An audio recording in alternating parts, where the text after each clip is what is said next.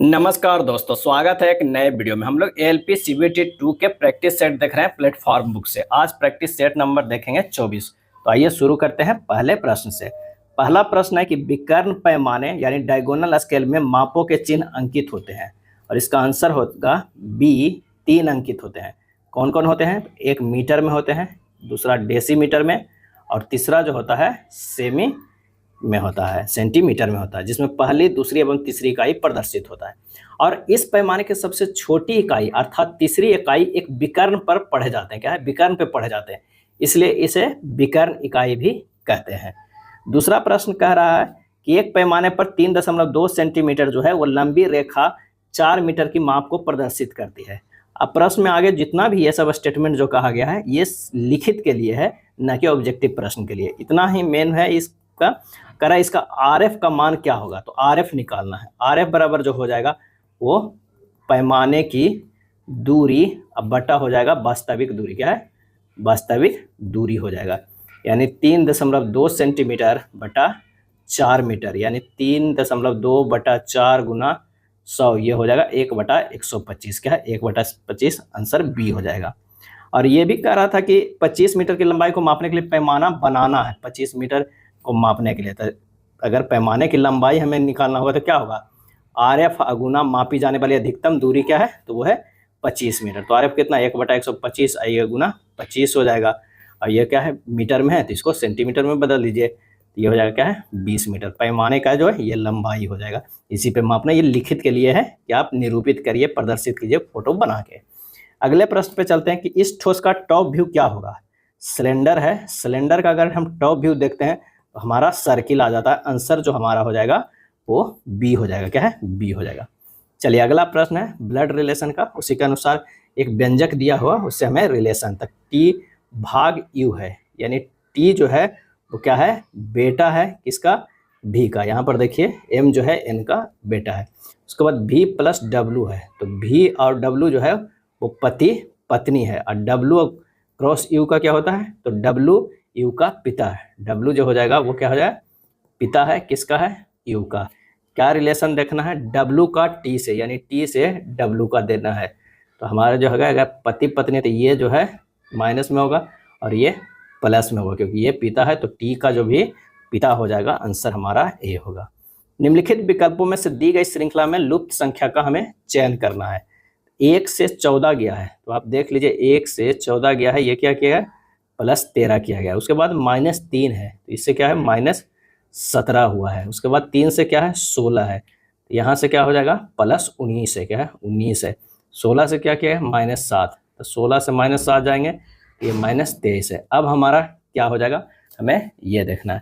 तो यहाँ पर देख लीजिए 13, 17, 19, 23, ये लग रहा है कि अभाज्य संख्या है। अब इसके बाद जो अभाज्य संख्या हो जाएगा वो क्या है? 29 है। ये प्लस में था, माइनस में था, प्लस में था, माइनस में, अब क्या हो जाएगा? प्लस में।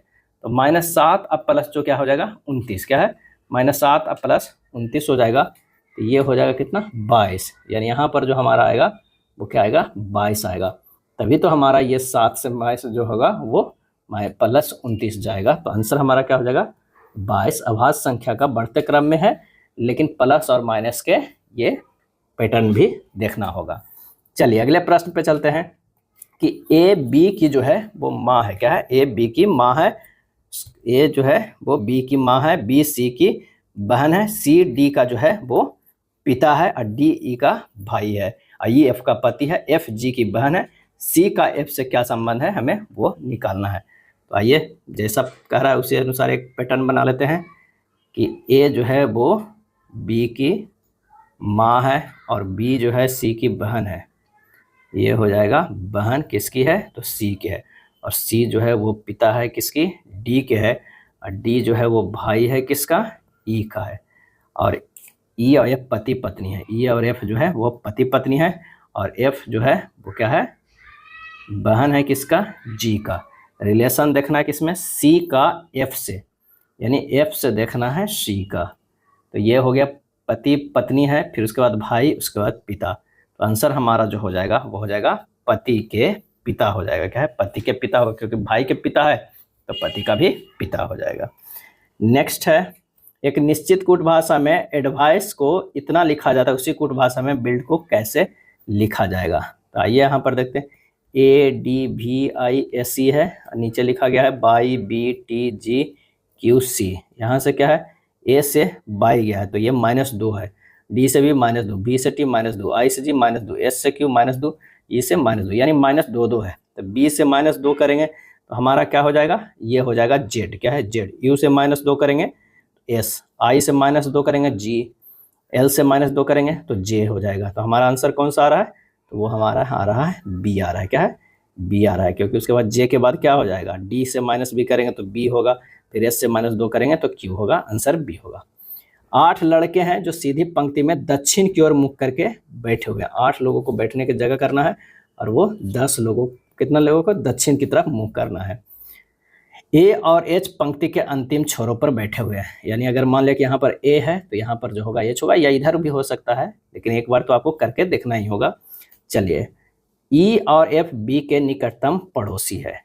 ई और एफ, अगर ई और एफ दो गो है बी के निकटतम तो निश्चित है कि ये बी में होगा, क्या है बी में, या फिर आप कह सकते हैं कि इधर एफ होगा इधर ई होगा, दोनों में से कोई होगा। चलिए आगे स्टेटमेंट पढ़ते हैं।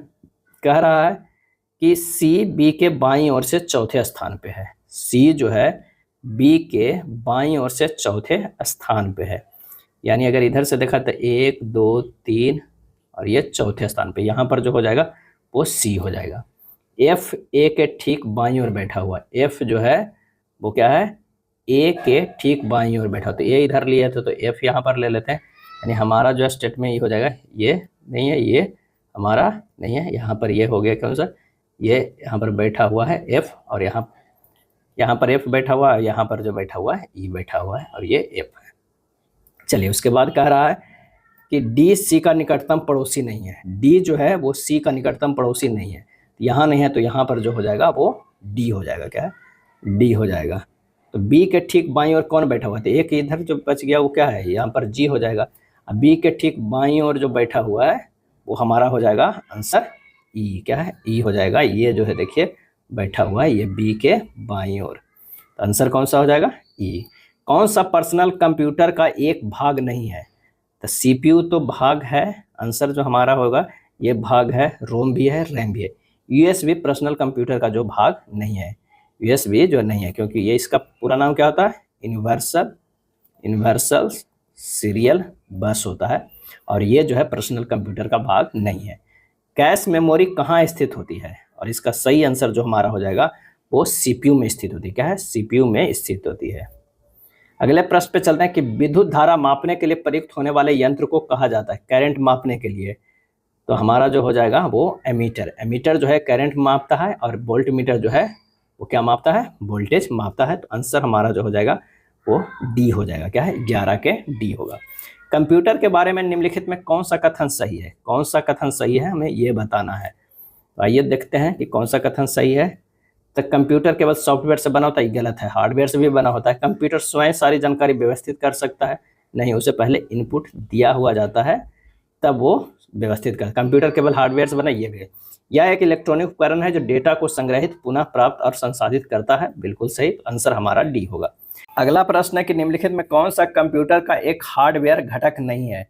इसका सही आंसर जो हमारा हो जाएगा वो हो जाएगा प्रिंटर घटक नहीं। कीबोर्ड कंप्यूटर का हार्डवेयर है, मेमोरी भी है, माउस भी है। प्रिंटर जो है वो बाहर से लगाया जाता है, एक्सटर्नल है, तो इसे हम कह सकते हैं ये आउटपुट डिवाइस है, ये जरूरी नहीं तो इससे कह सकते हैं, लेकिन यहाँ पर जो है हार्डवेयर का ऐसा कोई सॉफ्टवेयर का नहीं दिया हुआ है। अगर इसमें एक चॉइस मारना है तो सी हो जाएगा।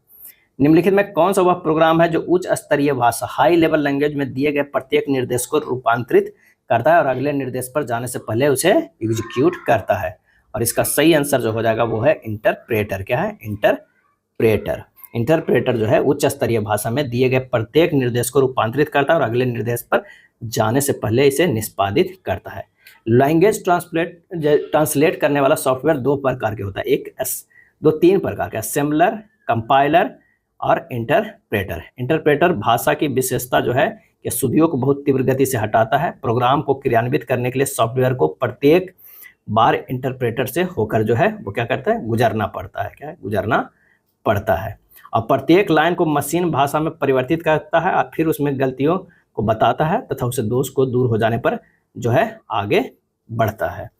अगला है न्यूटन के गुरुत्वाकर्षण का नियम किस नियम पर आधारित है, और इसका सही आंसर हो जाएगा केपलर के तीसरा नियम पे आधारित है, जो है न्यूटन के गुरुत्वाकर्षण का नियम है।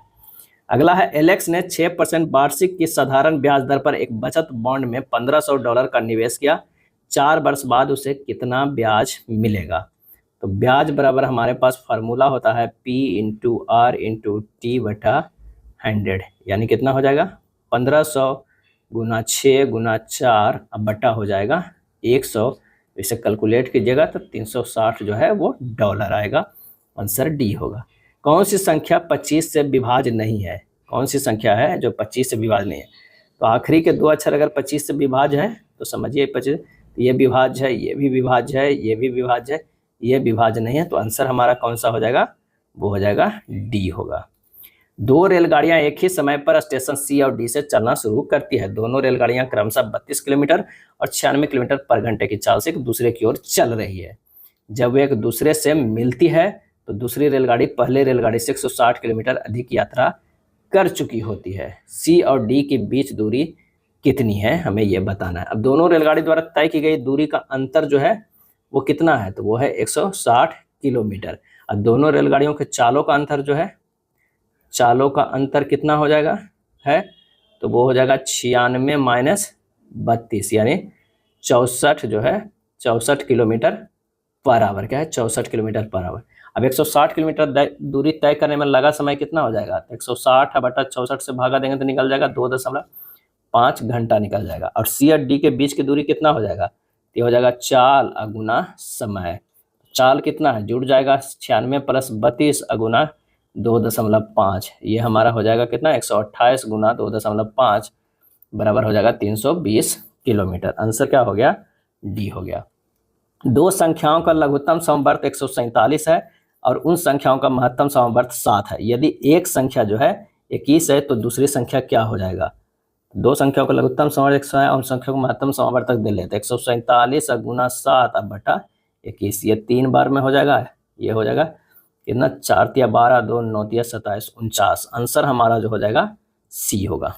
एक दुकानदार जो है अपने सामान पर 25% अधिक मूल्य अंकित करने के बाद उसे 5% लाभ पर बेचता है। दुकानदार द्वारा दी जाने वाली छूट का प्रतिशत जो है वो कितना है। तो आइए यहाँ पर सीपी जो है वो दिया हुआ है कितना, सीपी बराबर मान लेते हैं 100, एमपी कितना हो गया 125, एसपी कितना हो गया 105, क्या है 105। तो छूट प्रतिशत बराबर जो हो जाएगा वो हो जाएगा एमपी माइनस एसपी, अब बटा क्या हो जाएगा एमपी गुना 100, यानी 125 माइनस 105 बटा 125 बराबर सॉरी गुना 100 परसेंटेज में लाना है तो 100 ये हो जाएगा 16%। आंसर जो हो जाएगा वो सी हो जाएगा, क्या है सी हो जाएगा। नेक्स्ट है A3 ड्राइंग शीट का क्या परिमाण होता है। A3 ड्राइंग शीट का, तो सबसे पहले तो हमें ए नोट को जानना होगा, तो इसका होता है 841 गुना 1189 मिलीमीटर। A1 की अगर हम बात करें तो 594 गुना 841 होता है, 1189 के आधा हो जाता है। A2 की बात करें तो 841 के आधा हो जाएगा, तो कितना हो जाएगा 420 गुना 594। A3 की बात करें तो 594 का आधा हो जाएगा, तो कितना हो जाएगा 297 गुना 420 होगा। तो हमारा A3 पूछ रहा है तो हो जाएगा 297 गुना 420, कौन सा डी आंसर हो जाएगा। इसी तरह अगर A4 का पूछता तो 210 गुना 297 हो जाता है। A5 की पूछता तो 148 गुना 210 हो जाता है। D2 ड्राइंग बोर्ड का क्या परिमाण होता है, तो D0 का जो होता है वो 1500 गुना 1000 गुना कितना होता है 25 होता है। D1 का कितना होता है, तो ये 500 घट जाता है 1000 गुना 700 ये हो जाता है, गुना ये 25 ही रहता है। लेकिन D2 जब आता है ये 700 होता है, ये 700 वाला 500 हो जाता है, लेकिन 25 वाला ये 15 में हो जाता है।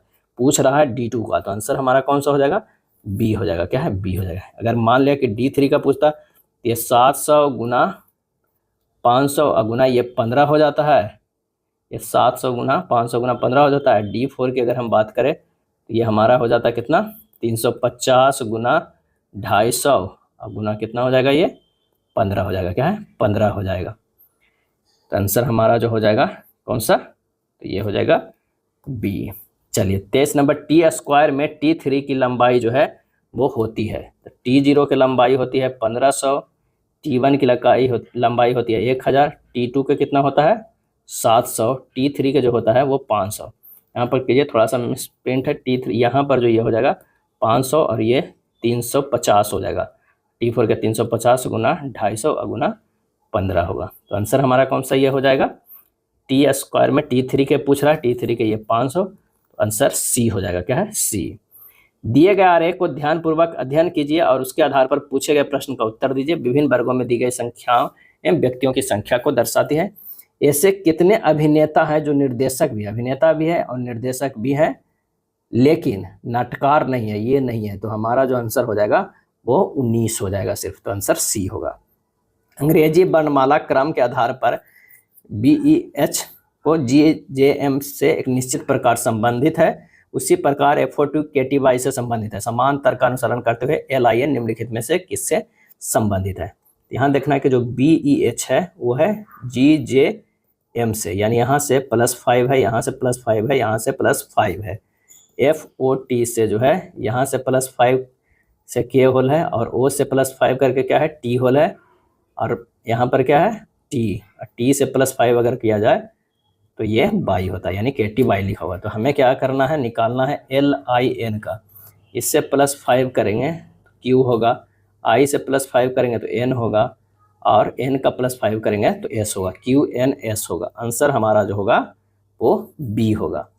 चलिए 26 का है कि A का अर्थ भाग है, B का अर्थ गुना, C का अर्थ प्लस, D का अर्थ माइनस है। तो निम्नलिखित समीकरण में प्रश्न चिन्ह के स्थान पर क्या आएगा। तो बस सिंपल सा रख दीजिएगा, आ जाएगा 41। 80 का अर्थ क्या होता है +41 + 48 माइनस नहीं है ये गुना है, गुना 7 - 69 भाग 23। बस इसको हल करना है, हल कीजिएगा 364 आ जाएगा। आंसर हमारा जो है वो D होगा। दी गई श्रृंखला में x के स्थान पर क्या आना चाहिए। तो 11 से देखिए 17 गया है, कितना है +6 है, यहाँ से +12 है, यहाँ से +18 है, ये है +24 है, प्लस क्या हो जाएगा ये 30 हो जाएगा। तो 71 अब +30 कितना हो जाएगा 101 हो जाएगा। आंसर जो हमारा हो जाएगा B हो जाएगा। नीचे दी गई आकृति में कितने त्रिभुज है, हमें ये काउंट करना है कि कितने त्रिभुज है। अब काउंट कर लीजिएगा 1 2, ये पूरा 3 होगा, 4 5 6 7, इस तरह के अगर आप काउंट कीजिएगा तो टोटल जो हमारे पास आएगा वो 11 आ जाएगा। क्या है 11। ट्रांसफार्मर का कोर बनाने के लिए आमतौर पर निम्नलिखित में किसका उपयोग किया जाता है, और इसका आंसर हो जाएगा नरम लोहा का उपयोग किया जाता है। दो पिंड एक दूसरे की ओर तेजी से बढ़ रहे हैं, कुछ देर बाद वे टकरा जाते हैं। सिस्टम के बारे में निम्नलिखित में कौन सा कथन जो है वो सही है। तो टक्कर के क्षण कुल संवेग जो है वो संरक्षित रहता है। क्या होता है, संवेग संरक्षित रहता है। दो या दो से अधिक वस्तुओं के आपस में टक्कर अथवा अन्योन्य क्रिया संघट्ट कहलाता है। क्या है, संघट्ट कहलाता है। संघट्ट के दौरान पिंडों की ऊर्जा एवं संवेग में परिवर्तन जो है वो होता है। क्या है, परिवर्तन होता है। पूर्णतः प्रत्यास्थ संघट्ट के पूर्व तथा संघट्ट के पश्चात गति ऊर्जा जो है वो नियत रहता है। क्या है, नियत रहता है। इसका आंसर जो हमारा हो जाएगा कौन सा, ए हो जाएगा। क्या है, ए हमारा आंसर आ जाएगा। चलिए अगले प्रश्न पे चलते हैं कि एक पिंड अचर चाल से गतिमान है, इसमें त्वरण संभव है, और इसका सही आंसर जो हमारा हो जाएगा वो हो जाएगा सी, वृत्तीय गति में। क्या है, वृत्तीय गति में। वृत्तीय गति में प्रत्येक बिंदु पर दिशा में परिवर्तन जो है वो होता रहता है। 1 किलोग्राम संगति का पिंड पृथ्वी द्वारा निम्नलिखित में से किस बल के द्वारा आकर्षित किया जाता है। तो यहाँ पर जो हो जाएगा कि द्रव्यमान अगुना गुरुत्वीय त्वरण। द्रव्यमान कितना है 1 kg है, गुरुत्वीय त्वरण 9.8 है, यानी 9.8 kg मीटर पर सेकंड स्क्वायर, यानी 9.8 न्यूटन हो जाएगा। आंसर हमारा जो है सी हो जाएगा। क्या है, सी। निम्नलिखित में कौन सा शब्द किसी सर्किट में विद्युत शक्ति का प्रतिनिधित्व जो है वो नहीं करता है। क्या है, नहीं करता है। तब EI²R तो एक होता है, V = IR होता है। क्या है, V = IR होता है। तो यहाँ से निकल सकते हैं एक जो होता है ये भी हमारे पास फार्मूला होता है। अब देख लीजिए कि हम I बराबर क्या है V/R करते हैं, P बराबर क्या करते हैं V/I करते हैं। I की जगह पर रख देंगे V/R, तो V × V/R, ये V² हो जाएगा। उसके बाद हमें देखिए यहीं से क्या क्या मिल रहा है, एक VI भी मिल रहा है जो कि ये है, एक V² R मिल जाता है, और एक जो है वो ये भी मिल रहा है कि आई स्क्वायर बाई आर होता है, क्या है स्क्वायर आर भी होता है। तो ये तीनों तो हो जाता है, लेकिन ये कोई भी फार्मूला में यूज नहीं होता। आंसर हमारा जो हो जाएगा वो ए हो जाएगा, क्या है ए। पृथ्वी की सतह पर गुरुत्वाकर्षण के कारण त्वरण लगभग कितना होता है, और इसका सही आंसर जो हो जाएगा वो 9.8 मीटर पर सेकेंड स्क्वायर होता है, क्या है स्क्वायर होता है। न्यूटन के गति के दूसरे नियम के अनुसार किसी वस्तु का त्वरण सीधे अनुपातिक होता है, और इसका सही आंसर जो हो जाएगा वस्तु पर लगने वाला बल का, यानी हमारा जो हो जाएगा ए आंसर हो जाएगा। यदि किसी वृत्त की त्रिज्या में 80% की कमी कर दी जाए तो वृत्त के क्षेत्रफल में कितने प्रतिशत की जो है वो कमी हो जाएगा। तो वृत्त के क्षेत्रफल में कमी प्रतिशत बराबर हो जाएगा कौन सा, तो -80 -80 प्लस 80 गुना 80 बटा 100, बस इतना कर देना। -160 प्लस 64 बराबर -96%, यानी 96% की कमी हो जाएगा। एम एक काम को 39/2 दिन में और एन उसी काम को 13/2 दिन में पूरा कर सकता है। दोनों का एक साथ मिलकर उसी काम को पूरा करने में कितने दिन जो है वो लगेंगे। एम जो कर रहा है कितना 39/2 और एन जो है वो 13/2। अब इस दोनों का अगर एलसीएम निकालेंगे तो 39 हो जाएगा हमारा। अब इसकी क्षमता देख लीजिए, इसकी क्षमता 2 है और इसकी क्षमता कितनी हो जाएगी, इसकी 6 हो जाएगा, क्या है 6 हो जाएगा। तो अब एम और एन दोनों मिलकर कार्य पूरा कितना करेगा, 39/2 प्लस 6 8, यानी 39/8 दिन हो जाएगा। आंसर हमारा हो जाएगा डी। किसी धनराशि पर 10 वर्षों के लिए प्राप्त साधारण ब्याज उस धनराशि का 2/5 है। वार्षिक दर ज्ञात कर रहे हैं। अगर मान लिया कि धन जो है वो 5 यूनिट है, क्या है 5 यूनिट है, तो ब्याज कितना हो रहा है, ब्याज हो रहा है 2 यूनिट। समय कितना लग रहा है, तो 10 वर्ष। तो दर यहाँ से निकल जाएगा, ब्याज 2 यूनिट गुना 100 बटा मूलधन 5 गुना 100 बराबर कितना हो जाएगा 4%। आंसर हमारा डी हो जाएगा। x बराबर इतना है तो x के भिन्न संख्या का मान जो है हमें ज्ञात करना है। तो ये 0.128 पे रेकरिंग है, क्योंकि 8 8 8 8 बहुत है, यानी 128 माइनस 12/900 हो जाएगा, 116/900 हो जाएगा। आंसर कौन सा हो जाएगा, तो आंसर हमारा 39 के बी हो जाएगा। एक आयत की चौड़ाई 185 सेंटीमीटर है और इसकी विकर्ण जो है 481 सेंटीमीटर है। परिधि हमें ज्ञात करना है, क्या है ज्ञात करना है। तो सबसे पहले आयत की जो है वो लंबाई ज्ञात करेंगे, तो ये हो जाएगा √481 माइनस 185 के स्क्वायर, क्या है विकर्ण के स्क्वायर माइनस जो होता है वो चौड़ाई का स्क्वायर, तो लंबाई निकल जाता है। अब ए स्क्वायर माइनस बी स्क्वायर के फार्मूला पर, तो इसको लगा दीजिए 481 प्लस 185 इंटू 481 माइनस 185। जब इसे हल कीजिएगा तो ये हो जाएगा √666 गुना 296। अब इसे तोड़िएगा तो आ जाएगा कितना 444 सेंटीमीटर का। किस तरह, तो इसे इस तरह तोड़ दीजिएगा, 2 गुना 3 गुना 3 गुना 37 गुना 2 गुना 2 गुना 2 गुना 37, तो ये हो जाएगा 444 सेंटीमीटर। अब आयत के परिमाप निकालना है, परिमाप बराबर 2 इंटू 444 प्लस 185 हो जाएगा 2 गुना 629 1258 सेंटीमीटर। तो आंसर हो जाएगा डी हो जाएगा, क्या है डी। ड्राइंग शीट के चारों तरफ सेंटर मार्क करने को क्या कहते हैं, और इसका आंसर होगा मार्जिन कहते हैं, क्या है मार्जिन कहते हैं। मापनी 2.1 किस प्रकार की जो है वो मापनी है, तो इस मापनी को निरूपण में आर बराबर है 2/1 है। तो इसका आंसर जो हो जाएगा ये वृद्धि कारक जो है ये मापनी है, क्या है वृद्धि कारक मापनी है। अदृश्य रेखाओं को दर्शाने के लिए कौन सी रेखा का प्रयोग में लाई जाती है, तो ये होगा बिंदुदार रेखा को लाई जाती है। चलिए अगला हम देखना है कि इसमें कौन सा जो है युग्म को ज्ञात, भिन्न संख्या को युग्म ज्ञात करना है। तो यहाँ पर देखिए 444 और 339 बराबर कितना हो जाएगा, अगर माइनस में कर दें तो 105 हो जाएगा। इसका माइनस में करते हैं 107 हो रहा है, इसका माइनस में 107 हो रहा है, इसका माइनस में 107 आ रही है 105। तो आंसर कौन सा हमारा हो जाएगा, ए हो जाएगा, क्या है ए। अगला प्रश्न है, एक निश्चित कूट भाषा में इसको 85 लिखा जाता है, स्टार्स को इतना लिखा जाता है, मून को इतना लिखा जाता है, तो पै को क्या लिखा जाएगा। तो चलिए एफ का मान होता है 6, एल का 12, ओ के 15, डब्ल्यू के 23, ई के 5 और आर के 18 है। सबको जोड़ते हैं तो 79 आता है, लेकिन यहाँ 85 है, यानी 6 और है, तो 3 और 3 6 है, यानी ये 6 जुड़ जा रहा है, ये हो जाएगा 85। उसी तरह अगर स्टार्स के देखेंगे तो एस का 19, टी के 20, ए का 1, आर के 18, एस के 19, टोटल 77 है। इसमें कितने हैं, 3 2 5 है, 77 + 5 82 हो रहा है। तो इसी तरह मून का भी होगा। चलिए पैक का सीधे निकाल लेते हैं। PSC के पैक का हो जाएगा 16 + 1 + 3 + 11, टोटल 31 है। इसमें से 4 का है तो 4 जोड़ देंगे, 31 4 35। आंसर हमारा जो हो जाएगा वो ए हो जाएगा। क्या है, ए होगा। चलिए कथन है सभी जूते जो है वो पैर है।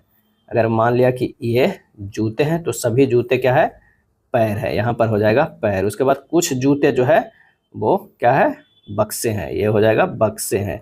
उसके बाद कह रहा है कि सभी बक्से जो है वो मकान है। सभी बक्से जो है वो क्या है, मकान है, मकान है। कुछ मकान जूते हैं, बिल्कुल सही। कुछ पैर जो है वो बक्से हैं, ये भी सही। आंसर हो जाएगा 1 और 2 दो कथन जो है अनुसरण कर रहा है, यानी डी हमारा हो जाएगा। चलिए 47 नंबर प्रश्न है कि सभी नैपकिन विस्की है। अगर मान लें कि ये नैपकिन है, क्या है, नैपकिन है, तो ये सभी नैपकिन जो है वो विस्की है। उसके बाद कह रहा है कि कुछ विस्की केतली है। कुछ जो है विस्की क्या है, केतली है, केतली है। उसके बाद कोई केतली जो है वो कटोरा नहीं है। ये हो जाएगा कटोरा। क्या है, कटोरा। कोई केतली कटोरा है। कुछ नैपकिन जो है वो विस्की है, ये गलत है। कुछ नैपकिन जो है, कुछ नैपकिन विस्की है, जबकि सभी नैपकिन विस्की नहीं, सॉरी, ये हो जाएगा, क्या हो जाएगा, सभी नैपकिन जो है वो विस्की है, तो कुछ नैपकिन जो होगा विस्की तो होगा ही, बिल्कुल सही है। कुछ केतली विस्की है, बिल्कुल सही। तो आंसर हमारा कौन सा होगा, दोनों निष्कर्ष 1 और 2 कथनों का अनुसरण करता है, सी हो जाएगा। क्या है, आंसर हमारा सी होगा। कथन है कि कुछ व्यक्ति अंग्रेजी में कमजोर है। ये व्यक्ति है, कुछ व्यक्ति जो है वो क्या है, अंग्रेजी में कमजोर है, अंग्रेजी में कमजोर है। उसके बाद कहते हैं वे सभी जो अंग्रेजी में कमजोर है कलाकार है। सभी, तो जो कल व्यक्ति हैं वो कहते हैं, तो यह हो जाएगा कलाकार। अंग्रेजी में जो है वो कमजोर है, वो क्या है, कलाकार है। कुछ कलाकार व्यक्ति नहीं है, तो ये बिल्कुल सही है। आंसर हमारा जो हो जाएगा वो बी हो जाएगा। निष्कर्ष निश्चित रूप से सत्य है। सही कथन को पहचानिए। इसमें से सही कथन को पहचानना है। स्थैतिक घर्षण संपर्क के क्षेत्र पर निर्भर करता है, ये जो है वो गलत है। गति घर्षण संपर्क के क्षेत्र में गलत है।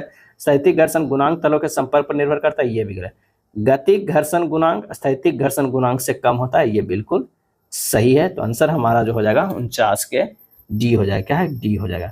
एफ बराबर जो होता है म्यू इंटू आर होता है। क्या है, म्यू इंटू आर होता है। घर्षण गुणांक का मान 0 से म्यू लेस देन 1 होता है। क्या, 1 होता है। चलिए अगले प्रश्न पे चलते हैं कि 5 न्यूटन पर कूलाम तीव्रता के विद्युत क्षेत्र में 1 कूलाम धन आवेश पर बल आरोपित होता है, कितना होता है। तो F बराबर जो हमारे पास फार्मूला होता है वो क्या होता है, Q इंटू आई होता है। अब हमारे पास क्या है, 5 न्यूटन पर कूलाम तीव्रता का 1 कूलाम पे क्या होगा, तो आंसर जो हमारा हो जाएगा 5 गुना 1 5 न्यूटन हो जाएगा। आंसर हमारा सी होगा।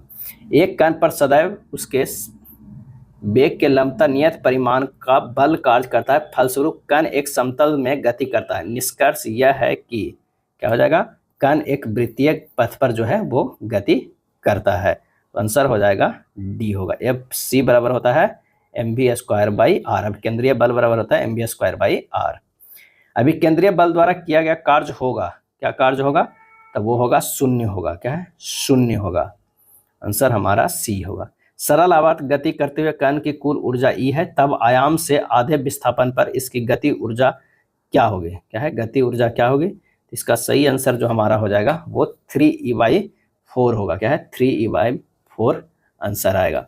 सरल आवर्त गति करने में कण की ऊर्जा जो होता है ई बराबर वो 12 m ओमेगा² फार्मूला होता है। आंसर आता है 3e/4 होता है। क्या है, 4 होता है। चलिए अगले, क्योंकि यहाँ पर जो हमारा ए है वो क्या हो जा रहा है, a/2 हो रहा है, तो उस पर आप रखिएगा, तो आंसर हमारा जो है आएगा 3/4। विद्युत हीटर का हीटर तार ऐसे पदार्थ का बना होना चाहिए जिनका क्या होगा, और इसका सही आंसर जो हमारा हो जाएगा वो ए होगा। उच्च विशिष्ट प्रतिरोध तथा उच्च गलनांक होगा। क्या है, उच्च गलनांक होगा। एक व्यक्ति एक दीवार पर बल आरोपित करता है लेकिन वह उसे धकेल नहीं पाता है, वह क्या हो जाएगा, तो कोई कार्य नहीं करता है। कोई कार्य नहीं करता है, डी हो जाएगा। आप बल लगा रहे हैं लेकिन उसमें विस्थापन नहीं हो रहा है, यानी कोई कार्य नहीं कर रहे हैं। एक बॉक्स में पेन, पेंसिल और रबड़ की संख्याओं का अनुपात 3:2:1 है। यदि पेन, पेंसिल और रबड़ का मूल्य क्रमशः 3, 2 और 2 है तो उस बॉक्स का कुल मूल्य 270 है। तो बॉक्स में पेन की संख्या बताइए। तो पेन, पेंसिल, रबड़ का संख्या का अनुपात कितना है? 3x/2x/1 है। और इसका मूल्यों का अनुपात 3:2:2 है। पेन, पेंसिल, रबड़ के कुल मूल्य का अनुपात कितना? 3 × 9x, 4x और ये 2x हो गया। और सबको जोड़ दीजिए। 9x + 4x + 2x बराबर कितना है? 270। तो 15x हो गया बराबर 270। x बराबर आ जाएगा 270/15 यानी 18। बॉक्स में पेन की संख्या तो 3x है, 3 × 18 बराबर 54 रुपये। आंसर जो हमारा हो जाएगा, तो बॉक्स में पेन की संख्या सॉरी कितना है? तो 54 है, रुपया नहीं 54 हो जाएगा। दी गई आकृति को ध्यानपूर्वक देखिए और दो केंद्र ए और बी के बीच की दूरी जो है वो कितनी है? ए और बी के बीच की दूरी। तो डायरेक्ट ये निकाल लीजिए, बीच की दूरी डी बराबर जो होता है √L² plus capital R minus small r का स्क्वायर। एल बराबर जो होता है 12 centimetre, capital R 8 centimetre, small r 3 centimetre. निकाल दिया। √12 के स्क्वायर प्लस 8 - 3 के स्क्वायर, √144 प्लस 25, ये हो जाएगा √169, ये हो जाएगा 13 सेंटीमीटर। सी हो जाएगा। निम्नलिखित तालिका में एक कारखाने द्वारा 5 वर्षों में दिए गए वेतन, प्रोत्साहित राशि और कर में दिखाया गया है। तालिका के आधार पर निम्नलिखित प्रश्न का उत्तर देना है। 5 वर्षों में दी गई कुल प्रोत्साहन राशि उस अवधि में भुगतान किए गए कुल वेतन का कितने प्रतिशत थी? 5 वर्षों में प्रोत्साहित राशि क्या है? 4 + 4.52, ये जोड़ेंगे तो हमें कितना हो जाएगा? 24 हो जाएगा। 5 वर्षों में वेतन की जो है वो राशि कितनी है? तो ये जब टोटल जोड़ेंगे तो ये 1200 हो जाएगा। तब 20% जो हमारा आ जाएगा वो कितना हो जाएगा? 24/1200 गुना 100 बराबर हो जाएगा 2%। बी होगा। रक्षित, अजय और सतीश एक नगर निगम में सफाई कर्मचारी हैं। रक्षित अकेले एक नाली को साफ करने में 20 घंटे लेता है, जबकि अजय, रक्षित कितने देर लेता है? तो वो 20 घंटे। अजय जो है वो अकेले काम को 12 घंटे में साफ करता है, 12 घंटे में। तीनों मिलकर नाली को 5 घंटे में, तीनों मिलकर कितना? 5 घंटे में साफ करता है। एलसीएम अगर लेंगे तो ये हो जाएगा 60। टोटल कार्य हो गया, इसकी क्षमता 3, इसकी 5 और इसकी क्षमता 12 हो गया। अब कह रहा है कि सतीश अकेले काम को कितने घंटों में करता है? तो 12 क्षमता में 8 क्षमता घटा देंगे तो 4 क्षमता बचा है, 60/4 होगा। सतीश की क्षमता कितना है? 4 है, 60/4 यानी 15 घंटा। आंसर बी हो जाएगा। कलम के सेट के अंकित मूल्य पर 15% की छूट प्राप्त करने पर भी खरीदार को 1751 की कीमत चुकानी पड़ती है। कलम के सेट का अंकित मूल्य क्या था? माना कि कलम सेट का अंकित मूल्य x है। अब प्रश्न से x × 100 - 15/100 बराबर कितना हो जाएगा? 1751। बस x का मान निकाल लीजिएगा, 260 आ जाएगा। यही हमारा आंसर आ जाएगा सी। सेक्शन को दर्शाने के लिए इन लाइनों का प्रयोग किया जाता है। तो ये प्रयोग किया जाता है हैचिंग लाइन को। क्या है? हैचिंग। मान लीजिए ये सेक्शन है, इसमें देखना है तो इस तरह का जो हैचिंग लाइन है 45 डिग्री पर, तो वो दर्शाया जाता है। ये हो जाएगा। चलिए अगले प्रश्न पे चलते हैं। यदि एक क्षैतिज तल HP के साथ एक रेखा की आभासी एवं प्रत्यक्ष अभिनत एक समान हो तो रेखा क्या हो जाएगा? ऊर्ध्वाधर तल के समानांतर होगी। ए हो जाएगा। क्या है? ए होगा। चतुर्भुज के चारों कोनों का योग क्या होता है? चतुर्भुज के चारों कोनों का योग जो है वो 360 डिग्री के बराबर होता है। अगर ये चतुर्भुज है, ये 90 डिग्री, ये 90 डिग्री, ये 90, ये 90, 360 डिग्री।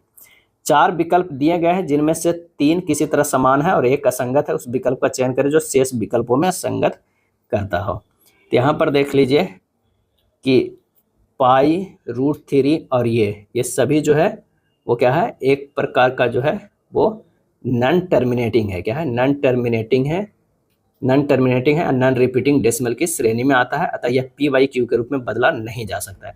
इसलिए ये सभी जो है वो क्या है? अपरिमेय है। क्या है? अपरिमेय है। जबकि 0.45 जो है नॉन टर्मिनेटिंग एंड रिपीटिंग जो है वो डेसिमल है, इसे p/q के रूप में बदला जा सकता है। तो आंसर कौन सा होगा? बी होगा।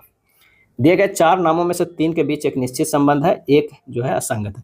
अगरतला, इम्फाल, कोहिमा, सिलचर। और इसका सही आंसर जो हो जाएगा वो हो जाएगा सिलचर। सभी नाम जो है वो क्या है? वो किसी न किसी राज्य का राजधानी है, जबकि सिलचर एक शहर का नाम है। भारत पश्चिम की ओर मुंह किए हुए है, पश्चिम की ओर मुंह किए हुए है। उसके घड़ी में शाम के 2 बज रहे हैं। क्या है? शाम के 2 बज रहे हैं। तो घंटे वाली सुई किस दिशा की ओर जो है वो इंगित करता है? तो आप देख लीजिए घंटे वाला जो अगर मान लें कि ये पश्चिम की ओर किए हुए है और इधर हो जाएगा पूरब और नीचे हो जाएगा दक्षिण और ये हो जाएगा उत्तर। तो 2 तो बजेगा कहाँ पर, यहाँ पर, क्या है यहाँ पर, जिधर एक दिशा रहता है उधर 12 बजता है, फिर इधर 1 होगा, फिर 2 होगा, फिर इसी तरह जो है हमारा ये 3 होगा, 4 होगा, 5 होगा, ये 6 होगा, 7 होगा, 8 होगा, ये 9 होगा। तो आंसर हमारा कौन सा हो जाएगा, 66 का डी हो जाएगा। उत्तर और पश्चिम में 2 बजेगा, यहाँ पर जो है वो बजेगा। क्योंकि देखिए अगर आप उत्तर मुँहे खड़ा रहते हैं यहाँ पर, तो यहाँ पर क्या बजता है, 12 बजता है, यहाँ पर 1, यहाँ पर 2 होता है, यहाँ पर 3 होता है।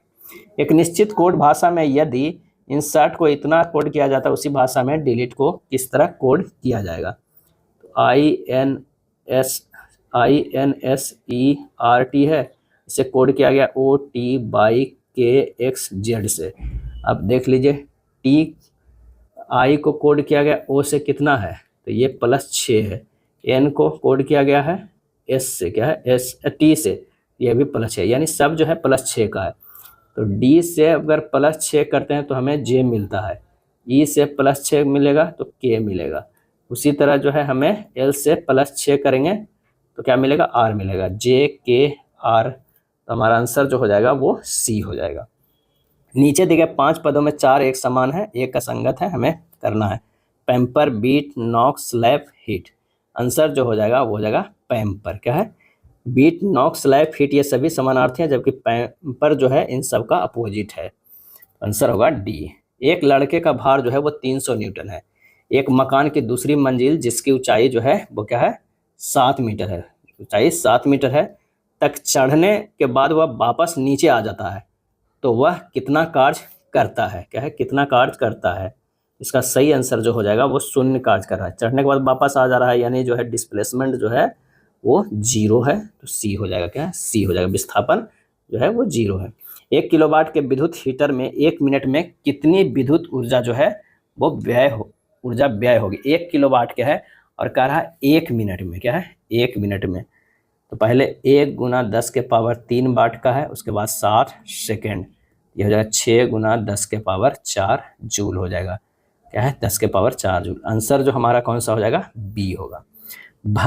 क्या है, भंवर धाराएं उत्पन्न होती है। क्या है, भंवर धाराएं उत्पन्न होती है, तो आंसर हो जाएगा धातु के परिवर्तित चुंबकीय क्षेत्र में रखा जाता है। भंवर धाराएं उत्पन्न होती है जब धातु को परिवर्तित चुंबकीय क्षेत्र में रखा जाता है। -10 डिग्री सेंटीग्रेड की 1 ग्राम बर्फ को 100 डिग्री सेंटीग्रेड की वाष्प में परिवर्तित किया गया तो आवश्यक ऊर्जा क्या होगा। यहाँ ये प्रश्न जो है काफ़ी इम्पोर्टेंट है, इसी पर ज़्यादातर के प्रश्न पूछा जाता है। -10 डिग्री सेंटीग्रेड से पहले देखना है 0 डिग्री सेंटीग्रेड तक, और 0 डिग्री सेंटीग्रेड से फिर से 0 डिग्री सेंटीग्रेड तक देखना है, फिर 0 डिग्री सेंटीग्रेड से जो है वो 100 डिग्री सेंटीग्रेड तक देखना है, और 100 डिग्री से 100 डिग्री सेंटीग्रेड तक देखना है। ये जो हो जाएगा वाष्प हो जाएगा। यहाँ से तो ये बर्फ़ है और ये 0 डिग्री सेंटीग्रेड पे पानी है। क्या है, पानी है। जब यहाँ देखेंगे तो हमारा जो है यहाँ पर 0 से ये लगेगा Q1, यहाँ से लगेगा Q2, यहाँ पर Q3, यहाँ पर जो होगा Q4 होगा।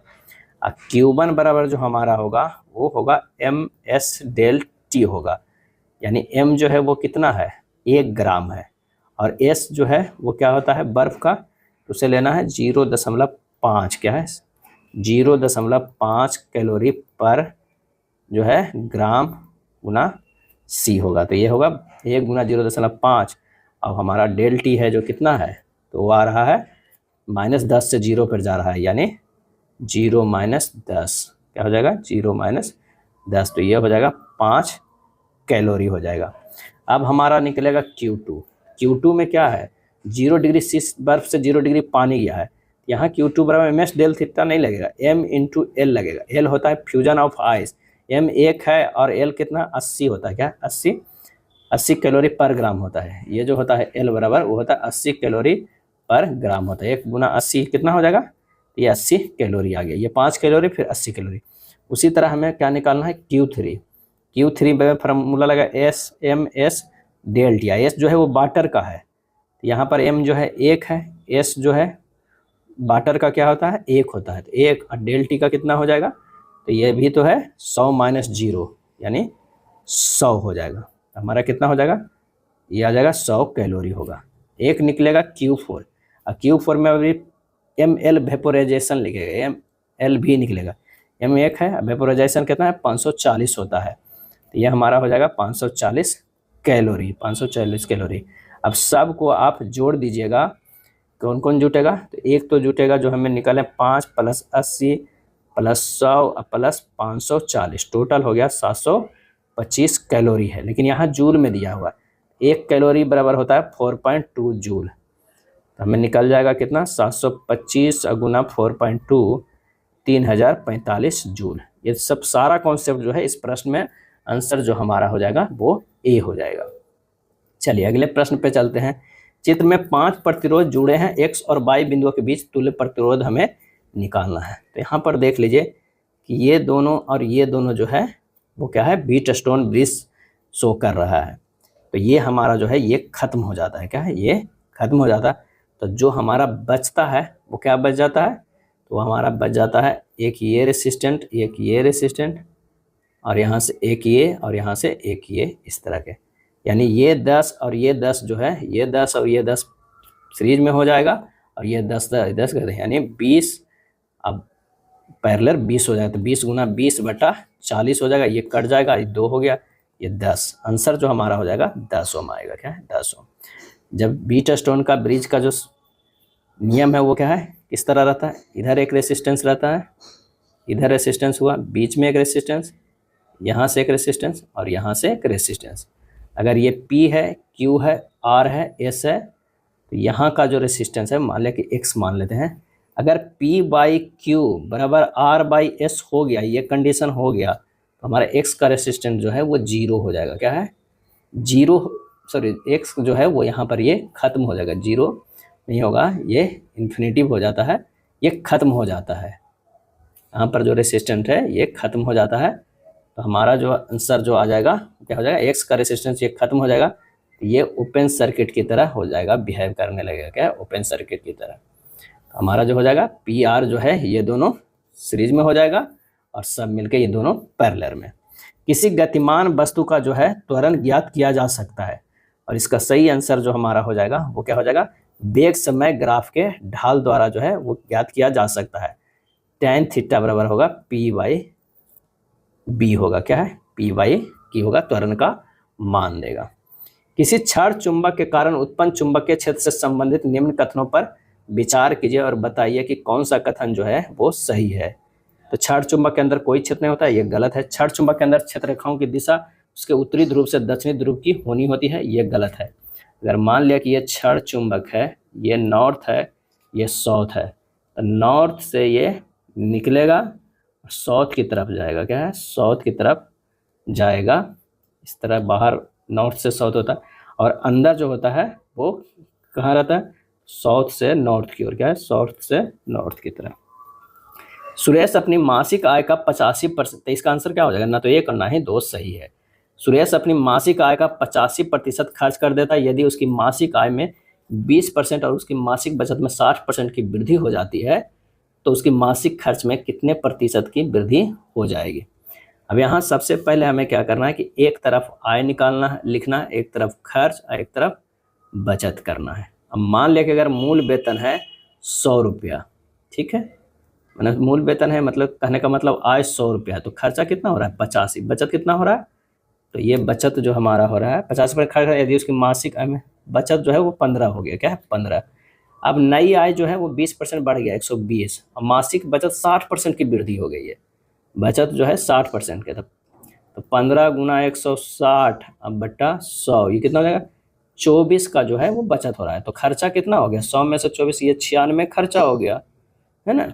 अब वृद्धि कितना हो गया 85 से 96 गया, तो 96 माइनस 85 या बटा 85 या गुना 100, क्या हो गया 11 बटा 85 या गुना 100, 220/17, 12.94%, 12.94% बी हो जाएगा।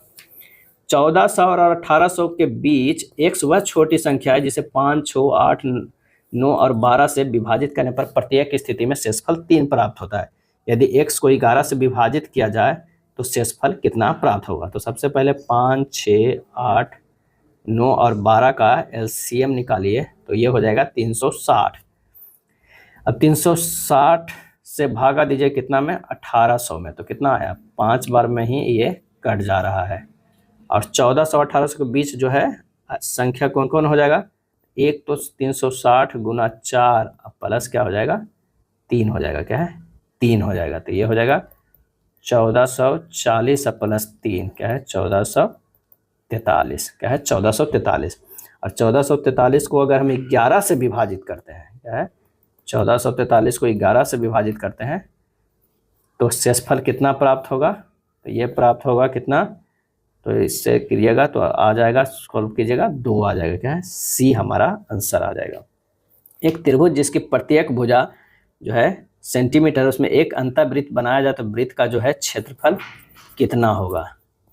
तो यहाँ पर जो हो जाएगा प्रत्येक भुजा कितना सेंटीमीटर है, ये यहाँ पर दिया हुआ नहीं है। वृत्त की त्रिज्या कितना है, हो जाएगा वृत्त की त्रिज्या तो 1/3 इंटू √3/2 गुना भुजा, क्या है भुजा।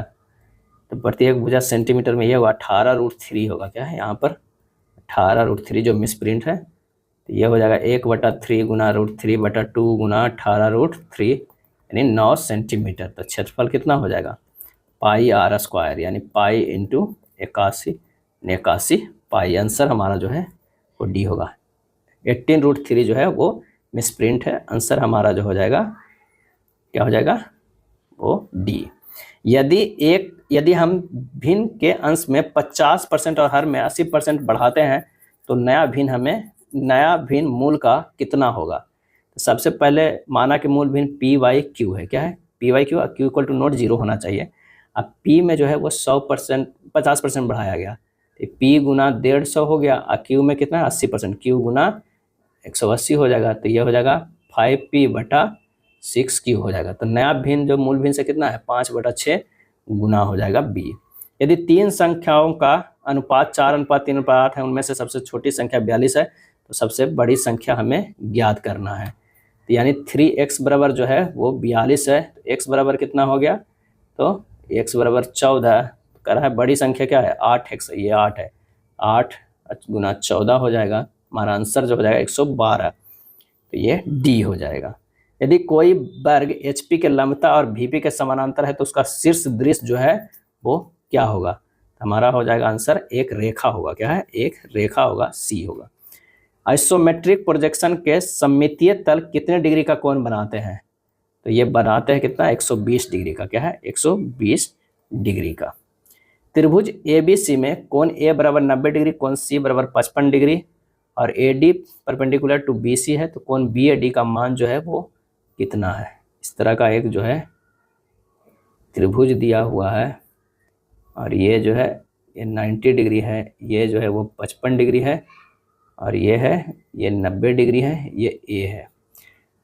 तो हमारा हो जाएगा ये कोण C है, ये B है, यहाँ पर जो होगा D होगा। कोण BAC बराबर कितना है 90 डिग्री, कोण ACB बराबर कितना है 55 डिग्री, कोण ABC बराबर होगा 180 डिग्री माइनस 90 प्लस 55, तो कोण ABC बराबर कितना आ गया, ये हो गया 35 डिग्री, क्या है 35 डिग्री आ गया।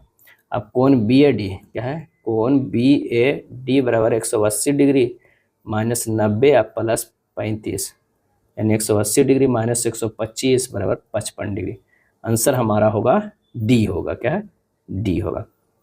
एक घड़ी में 1:30 बज रहा है, यदि मिनट की सुई दक्षिण की ओर है तो घंटे की सुई किस दिशा में है। तो सबसे पहले तो हमें क्या है एक घड़ी बनाना है और उसमें कह रहा है कि अगर ये 12 बज रहा है, ये 1 है और ये 2 है, ये 3 है और ये 6, तो यहाँ पर है क्या है ये होगा मिनट का सुई, ये है घंटे का सुई और यहाँ पर जो है वो मिनट का सुई हो जाएगा, क्या है मिनट का सुई हो जाएगा। चलिए नेक्स्ट आगे देखते हैं। प्रश्न में कह रहा है कि यदि मिनट की सुई दक्षिण की ओर है, ये दक्षिण की ओर है, तो घंटे की सुई किधर हो जाएगी, तो घंटे की सुई हो जाएगी ये उत्तर हो जाएगा, ये पूरब, उत्तर पूरब। आंसर हमारा जो है वो डी आएगा, क्या है डी हो जाएगा। चलिए नेक्स्ट प्रश्न पे चलते हैं। राधा उत्तर दिशा की ओर 10 मीटर चलती है और फिर बाईं मुड़ जाती है। उत्तर दिशा की ओर जो है वो चलती है 10 मीटर और उसके बाद वो बाईं मुड़ जाती है और 30 मीटर चलती है, यहाँ से वो 30 मीटर चलती है। चलिए ये 30 मीटर हो गया, ये 10 मीटर हो गया। उसके बाद फिर कहता है पुनः बाईं ओर मुड़ती है और 10 मीटर चलती है। पुनः जो है वो बाईं ओर मुड़ती है, 10 मीटर चलती है। वह आगे दाईं ओर मुड़ने के बाद 10 मीटर चलती है। आगे जो है वो दाहिने ओर मुड़ती है और 10 मीटर चलती है। 10 मीटर तो बताइए वो अपनी प्रारंभिक स्थिति से कितनी दूरी पे है। तो यहाँ से तो ये 30 हो गया प्लस 10 हो गया, टोटल 40। आंसर जो हमारा हो जाएगा डी हो जाएगा। चलिए अगला है, दीजिए यदि केवल तर्क एक ठोस है इस तरह का है, क्या विद्यार्थियों पर शैक्षणिक संस्थाओं में यूनियन के क्रियाकलापों में भाग लेने का प्रतिबंधित करना चाहिए। तर्क, हाँ, विद्यार्थी पढ़ने के लिए प्रवेश लेते हैं, यूनियन के क्रियाकलाप में लिप्त होने के लिए नहीं। नहीं, वे विद्यार्थी जिनको पढ़ाई में रुचि नहीं हुए उन्हें अपनी प्रतिभा दिखाने के कुछ अवसर मिलने चाहिए। इसका सही आंसर हो जाएगा डी, इनमें से जो है वो कोई नहीं है। क्या है? कोई नहीं। यदि दक्षिण पूरब को पूरब कहा जाए, अगर मान लिया कि ये दक्षिण है और ये पूर्व है, ये जो है ये दक्षिण पूर्व है, दक्षिण पूर्व को पूर्व कहा जाए, यानी यहाँ पर से 45 डिग्री ये घूम जा रहा है। और उत्तर पश्चिम को पश्चिम कहा जाए, उत्तर और पश्चिम जो है इसको कहा जाए पश्चिम कहा जाए। ये 45 डिग्री इधर घूमा जा रहा है। क्या? उत्तर पश्चिम को पश्चिम कहा जाए, दक्षिण पश्चिम को दक्षिण और पश्चिम को दक्षिण और पश्चिम को दक्षिण कहा जाए। ये है जो 45 डिग्री, क्या है, ये इधर घुमा गया, सॉरी ये क्या है, पूरब है, ये 45 डिग्री है। तो आगे इस प्रकार परिवर्तन क्रम जारी है तो उत्तर को क्या जाएगा, तो ये उत्तर है और इसमें 45 डिग्री के घुमाएंगे तो ये कहा जाएगा उत्तर पश्चिम कहा जाएगा। आंसर हमारा जो हो जाएगा ए। सभी को 45 डिग्री हमें एंटी क्लॉकवाइज घुमा देना है। किस आकृतियां का युग में वही संबंध है जो दी गई आकृतियों में है। इसका सही आंसर जो हमारा हो जाएगा वो कौन सा हो जाएगा, डी हो जाएगा। क्या है? डी हो। जिस प्रकार 3 तीर चिन्ह में 3 भुजाओं वाली आकृति बनती है उसी प्रकार 5 भुजाओं वाली आकृति में 5 तीर चिन्ह वाली आकृति बनाया जाता है।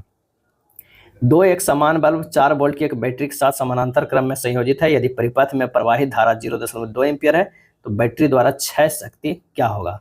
तो P बराबर होता है V इंटू आई। V कितना है? 4 है और गुना I जो है विद्युत धारा 0.2 है, 0.8 वाट होगा। क्या है? 8 वाट होगा। तो आंसर हमारा कौन सा होगा? ए होगा। क्या है? ए होगा, 88 के ए। यदि किसी हीटर से गुजरने वाली धारा को प्रतिरोध और धारा प्रवाह के समय को अपरिवर्तित रखते हुए 3 गुना कर दिया जाए तो उत्पन्न ऊष्मा जो है वो क्या हो जाएगा। उत्पन्न ऊष्मा जो हमें क्या हो जाएगा ये बताना होगा। तो हमारा जो H बराबर होता है वो होता है आई स्क्वायर आर टी। अब आई को 3 गुना कर देते हैं, 3 के स्क्वायर आर टी यानी 9 आई स्क्वायर आर टी यानी 9 आई, 9 गुना हो जाएगी। आंसर होगा डी। ओम के नियम के अनुसार खाली स्थान होता है, क्या होता है, तो V प्रोपोर्शनल टू I होता है, क्योंकि V बराबर फार्मूला जो होता है हमारा आई आर होता है। ए हमारा हो जाएगा। क्या है? ए हो जाएगा। विद्युत मोटर का कार्य सिद्धांत है, क्या है, तो कंडक्टर ले जाने वाला एक जो है तार गैर समान चुंबकीय क्षेत्र के क्षेत्र में बल का अनुभव करता है। आंसर हो जाएगा सी हो जाएगा। यदि लकड़ी प्राप्त करने के लिए जंगल में कई पेड़ काटे जाते हैं तो पर्यावरण को क्या नुकसान होता है, और इसका आंसर हो जाएगा इससे मिट्टी का क्षरण और गिरावट हो जाएगी। ए हो जाएगा। कौन सी विधि खुले क्षेत्रों में मिट्टी के पवन अपरदन को रोकती है या कम करती है, और सही आंसर होगा बगीचे के लिए बाड़ के रूप में वृक्षों या बड़ी झाड़ियों का उपयोग करना। डी होगा। निम्नलिखित में से समय का मात्रक नहीं है, कौन समय का मात्रक नहीं है, अधिवर्ष, अनंत, इनमें से कोई प्रकाश वर्ष। प्रकाश वर्ष जो है ये दूरी का माप है। क्या है? दूरी का। आंसर हो जाएगा सी हो जाएगा, 95 के सी। इतना का मान ज्ञात करना, सिंपल सा है, बस इसे में हल कर देना। ये हो जाएगा 0.2 हो जाएगा, ये 1.2 होगा, ये हो जाएगा 1.3 और ये हो जाएगा 0.03। आंसर आ जाएगा 2.73। दो संख्याओं का योग 66 है। क्या है? 66 है और उनका महत्तम समवर्त है। दो संख्याओं का योग 66, उनके महत्तम समवर्त एचसीएफ और एलसीएम जो है 3 आया 315 संख्याओं का व्युत्क्रम निकालना है। तो यहाँ पर दो संख्या एक्स बाई है और एक्स बाई बराबर होता है क्या है, 3 गुना 315 होगा, एलसीएम गुना एचसीएफ हो जाएगा। तो ये एक्स बाई बराबर जो हमारा 3 गुना 315 है, एक्स प्लस बाई बराबर क्या है 66 है। अब इक्वेशन 1 है, इक्वेशन 2 है, दोनों को हल करेंगे तो एक्स प्लस बाई बटा एक्स बाई बराबर क्या हो जाएगा, तो 66 बटा 3 गुना 315 आ जाएगा 22 बटा 315। तो दो संख्याओं का व्युत्क्रम क्या होगा 1/x प्लस 1/y बराबर हो जाएगा 22 बटा 315। क्यों आ जाएगा, क्योंकि आप 1/x प्लस 1/y के हल भी करिएगा तो हमारा क्या आता है x प्लस बाई बटा एक्स बाई आता है। तो आंसर कौन सा 22 बटा 315 ए हो जाएगा, 97 के ए। यदि 7.8/9 को मिश्रित भिन्न में परिवर्तित किया जाए तो उसका अंश जो है वो क्या होगा, 70 + x हो, तो x का मान क्या हो जाएगा। तो यहाँ पर हो जाएगा 7.8/9 को लिख सकते हैं 71/9, अंश 71 है, और 71 बराबर हो जाएगा 70 + x, x बराबर 71 - 70 बराबर क्या हो जाएगा, 1 हो जाएगा। आंसर सी हो जाएगा। सॉरी, आंसर जो हमारा हो जाएगा 98 क्या, हाँ सी होगा। यदि P तथा Q का अनुपात 4:3 है, LCM 36 है, तो P + Q बराबर क्या होगा। P बराबर जो है वो क्या हो रहा है, तो वो हो रहा है 4x, Q बराबर 3x, 4x × 3x बराबर 36 × x, x बराबर हो जाएगा 3। P + Q बराबर 7x, यानी 7 × 3 = 21। आंसर हो जाएगा डी। हल कीजिए 3.2 × 10⁴ भाग 2 × 10⁵ 5, 3.2 × 10⁴ बटा 2 × 10⁵ तो ये हो जाएगा 16/10⁴। आंसर हो जाएगा बी। क्या है, बी हो जाएगा। ये था प्रैक्टिस सेट नंबर जो है 24। अगर वीडियो अच्छा लगा तो लाइक एंड शेयर कर दीजिएगा। धन्यवाद।